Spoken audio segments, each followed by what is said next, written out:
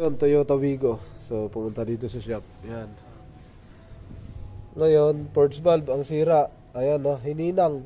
Hininang, pero putol pa rin. Hininang na yun, no? Nasira na yung ano. Nasira na yung pinagdugtungan. Ayusin natin ito, mga sir.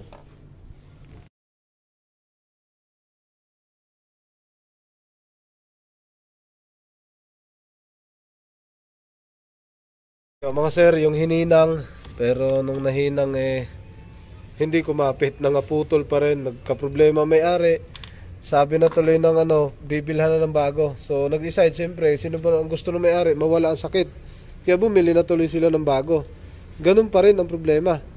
Ayan, bumili ng bago, andun yung isa sa loob, sir. Pero magagamit din yon.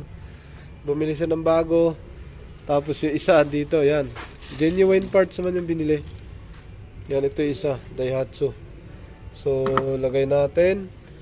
Tapos, ayusin natin ito mga sir kasi parang hindi, ayun yung mga pinagdugtungan, linisin natin lahat ng spark plug. Ayusin natin para pagbalik ng may tagas. Tapos yung belt, kasi ngayon lang nakita din ni sir, yung belt, bitak-bitak na yan. Bitak na, talaga Tapos may tagas sa ilalim, malakas. So ito ang tagas niya. Pumapatak na. Pumapatak sa baba. Ayun Ang tagas, pag pumapatak, delikado na yon. Tapos lilinisin na natin yung throttle body. Tingnan natin kung gaano kalalim ang sira, gaano kadumi. Apaw na yung dumi. Pagka ganyan, malalim-lalim na yan, matagal-tagal na yung mga ganito. So, siyempre, baka may trabaho may-ari, kaya hindi niya lagi nalilinis.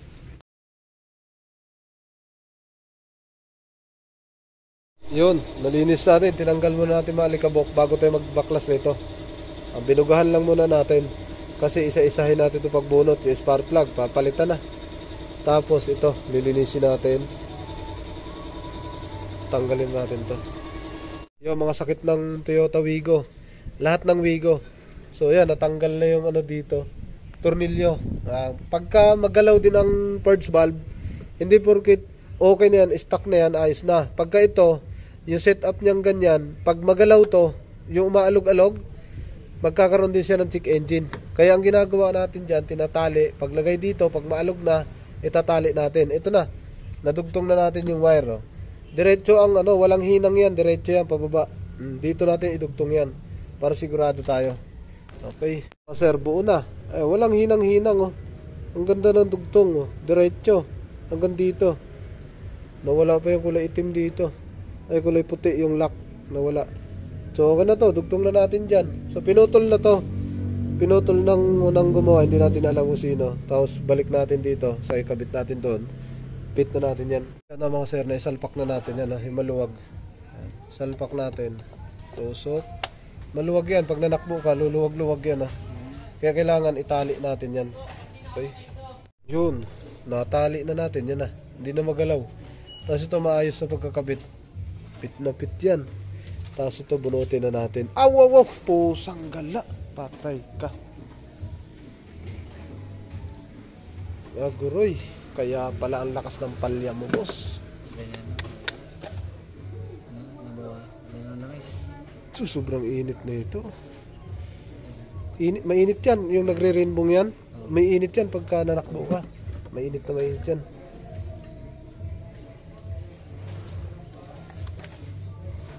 Number 1, spark seal. Spark seal. Number 1. Puno, no? Pangit pag nalagyan. Sir, ito na ang throttle body. So, linisin natin yan. Lahat. Kapal na ng dumi.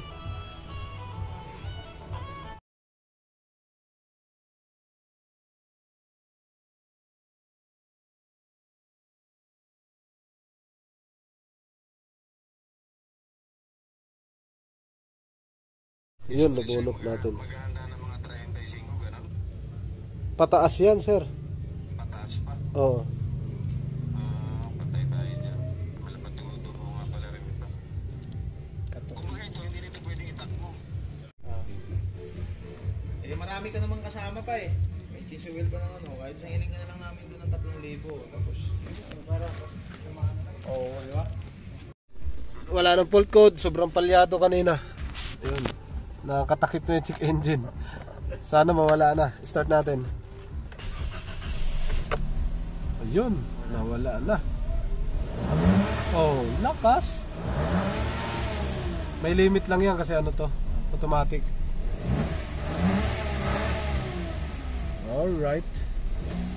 Wala nang check engine. Tanggal na takip. Tanggalin na natin yan. Okay.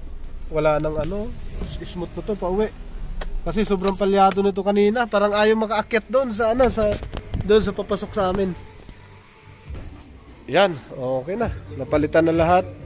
1, 2, 3. Tapos balik na natin yun. Okay na.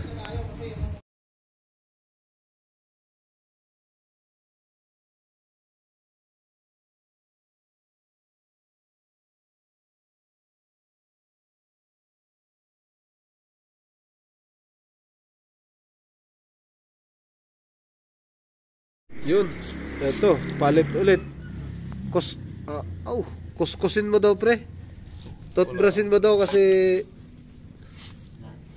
latak talaga. Eto matindi. Ito sumisira na ng transmission to. Ano na kapal lang kapal lang.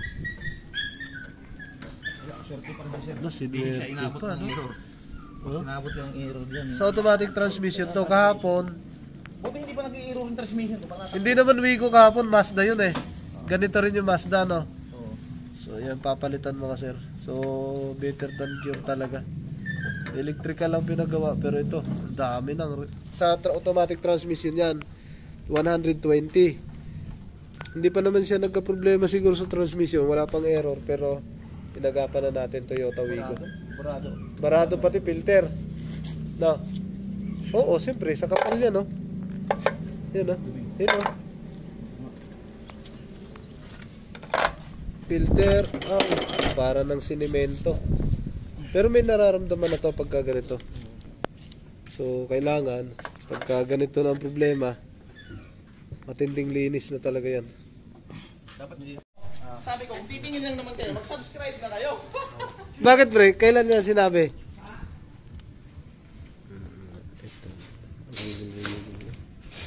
Ganito pala.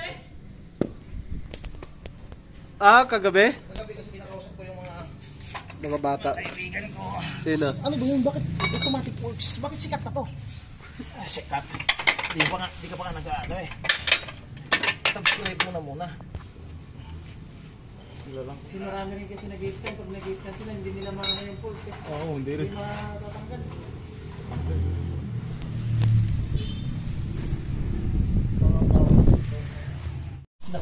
Yun. So, Tanggal yung grasa. tanggal na lahat, palit. Putol na pala. Ito, no? Kaya pala tumagas, ano? Ayun. Papalitan. Ito, papalitan. Yun, tinanggal. Lahat. Yung ano, circlip. Yun ang ibabalik, di ba? Meron na tayong Okay. test tube. So dito sa automatic works hindi lang electrical, hindi lang din mechanical, lahat pati lahat pati pang under chassis, lahat ginagawa na. Pati aircon. So, schedule lang pag schedule lang sa aircon.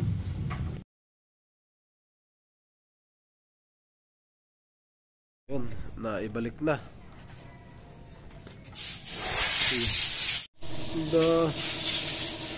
Ayan, yun pala nilalagay, no? Ayan. Rebots. Bakit? Yan. Tabingin na po. Tapos papasok. Slack ulit. Din kasi siya. Okay.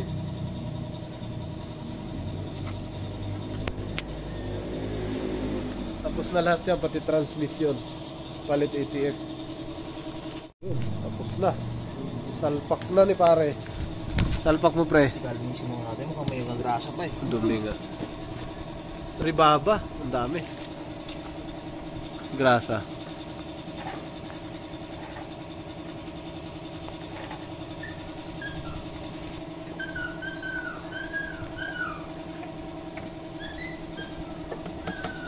Yun pala, no? kagul-kagul siya pre, no? Pagka ano, no?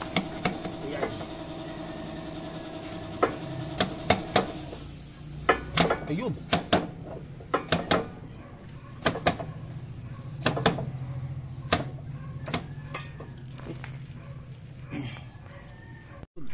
So, babalik na. Malinis.